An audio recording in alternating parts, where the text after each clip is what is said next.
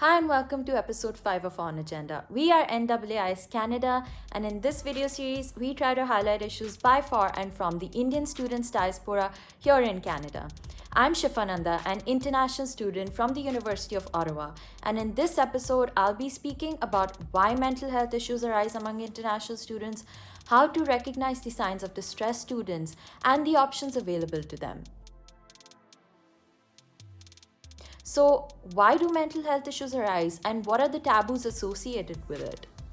Due to the pandemic, this semester has been taught online for most students. The online format has led to increased workload, further worsened with time difference issues. Students are in classes or writing exams in the middle of the night, some even facing social isolation. With social distancing being the new norm, students aren't able to see their friends on a regular basis.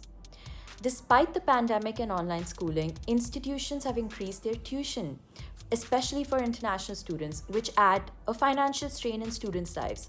Such also highlight the insensitivity of academic institutions in such sensitive times. Paying this much money for education is an added pressure for students to perform well in school, thus increasing the strain on their mental health. Another big reason associated with mental health issues is cultural shock. International students leave their homes to often move halfway across the world. They have to adapt to people, culture, and even the weather. The difference in weather often leads to seasonal affective disorder, which can affect students' social and academic lives. Students are afraid of talking about their struggles as they're afraid of seeming weak or lazy. However, it is perfectly normal to face mental health issues. The important thing is that they recognize the signs that they are suffering and seek help. Second, how to recognize the signs of a distressed student.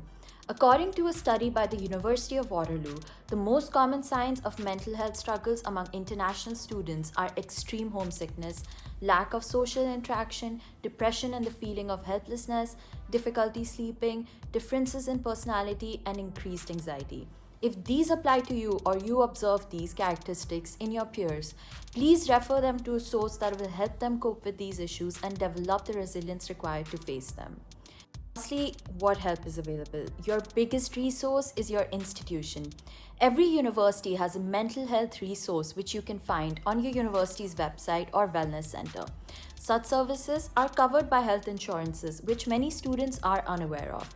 Talking to someone, whether they're a friend, parent, professor, or residence advisor, always goes a long way. Most provinces across Canada also have available helplines, which you can call in case you feel distressed. Their links have been attached below in the caption. If you're studying in Nova Scotia or Ontario, Good to Talk is a helpline you can use. A struggling student should also engage in self-care. Get a proper night's sleep, exercise, spend some time on your hobbies, or speak to a friend. Once in a while, treat yourself with breakfast in bed or a funny movie, or even a hot bath with some candles, whatever makes you happy. These go a long way in making you refreshed and ready to get back to schoolwork stress-free.